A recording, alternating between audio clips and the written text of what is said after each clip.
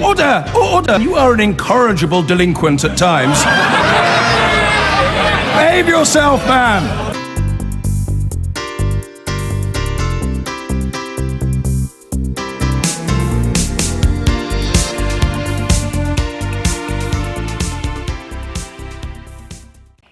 Is class war back? Even if it is a fight over hipster cereal cafes in Shoreditch, which turned violent at the weekend. The group behind the protest literally calls itself Class War, and it's threatening further direct action against the gentrification of the area, including at the Jack the Ripper Museum. Is this what narrowing the gap between rich and poor is all about? Now we have the journalist and broadcaster and writer Julia Hartley-Brewer and Dr. Liz Mackenzie from the London School of Economics, a Class War member who was present at Saturday's demonstration. Good evening to you both. I mean, Saturday's demonstration at the so-called Hipsters Cafe was only one of many demonstrations that you've been doing, but it got out of hand. And I wonder if...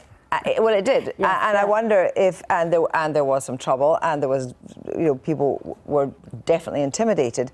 Is this what class war in the 21st century is all about?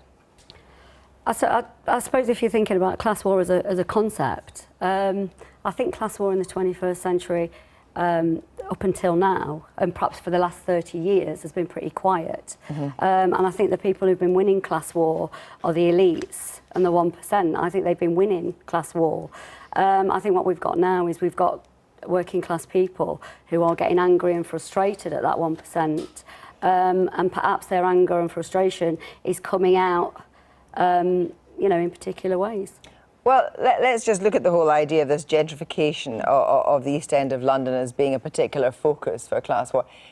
It is true that lots of people on low incomes can't afford to live in areas like the East End anymore, and they are being pushed out by inflated house prices and perhaps cereal restaurants that, no matter whether they've been set up by working class boys from Belfast, people can't afford to use. Well, I'd question paying £4 for a bowl of cereal in a five-star hotel, but there we are.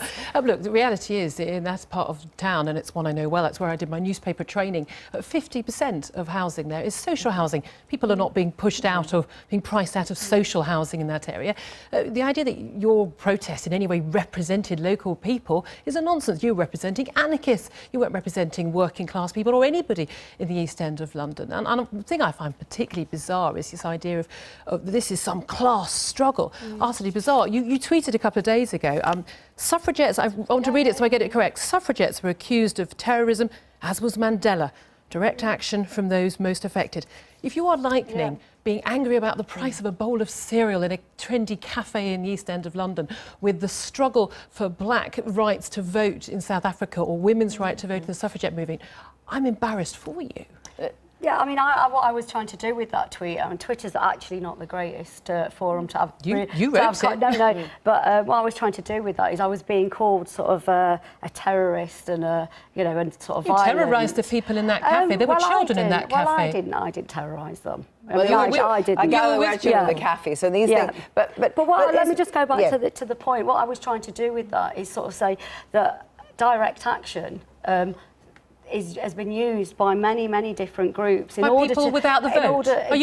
You are aware that we had an election 4 months ago, and the British people are allowed to take part in the direct action of casting a vote in a democratic election. But I don't actually, no, you do. You stood in the general election. How many votes did you get? 53. 53. Well, so the people have spoken. Let's look at what's the most effective. Let's look at something. What would be effective? I would ask whether or not, for example, a steelworker in Redcar that is now unemployed. Whether protesting against gentrification of any town is actually what class war should be about. Well, when it comes to class politics, what we've got to remember is that social inequality is structural, and it's structured all over the country. So what happens is fights and struggles become very local. So at the moment, in Redcar, people are fighting for their communities and their jobs. In the East End of London, people are fighting for their communities. So what you can't do is you can't compare it. I come from a mining town in Nottingham. My dad was a striking miner. Our community was absolutely decimated by the Conservative government. I'm now an economic migrant to the South East. But it's absolutely true, isn't it, that wage inequality in Britain is the worst of any country in Europe. And that gap, that extension of that gap in particular areas of town through things like house prices and so forth, low wages for service workers, exacerbates that idea that there's a huge divide in this country. There are a lot of people, because the City of London in particular, who earn an awful lot of money, but an awful lot of money that's way out of proportion with even people who consider themselves to be wealthy middle classes. What's been happening in the East End of London, and I say it's an area I've known well for a long time, is that people are moving into that area. Yes, they're gentrifying it, but you know what they're doing? They're bringing in businesses like this cafe, which is run incidentally by two working class lads from Belfast. So they're bringing in. So they say. Sorry, are they not working class enough for you? Well, no, I don't know what the criteria are for being working class. So they say, well, I don't know what the criteria is. But so you would automatically disbelieve them. Judgment. They're setting up a business. They're bringing jobs and opportunity. This is a serious point. I mean, you are challenging their credentials here, and they're not here to defend themselves. No. And I would ask you whether or not, just generally, things change, evolution, shops change and so forth in areas. That is not necessarily a bad thing. No, of course it's not, and that's what I'm not arguing that that's actually a bad thing, that there's a change. What I am arguing is that Tower Hamlets has got 49% child poverty.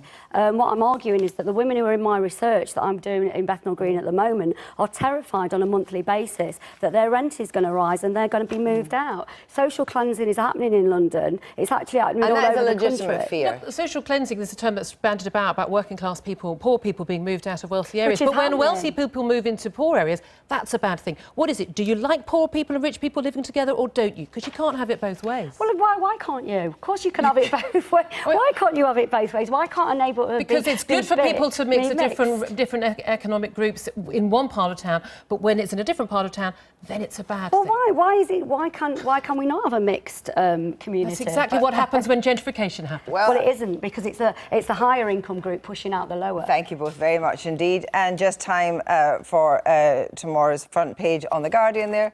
Corbyn, let's stir up Britain. I've been getting